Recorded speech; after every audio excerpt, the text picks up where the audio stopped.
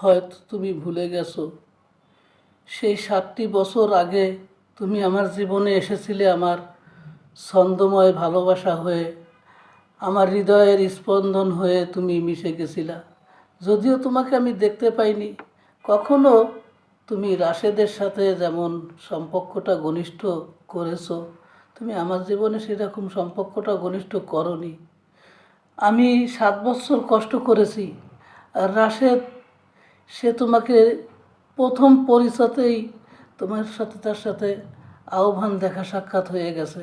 এই যে তুমি আমার সাথে কথা বলতে এখন আসছো, কিন্তু এতটা টাইম তুমি রাশেদের সাথে সুন্দর সুন্দর মুহূর্তের কথা বলেছো।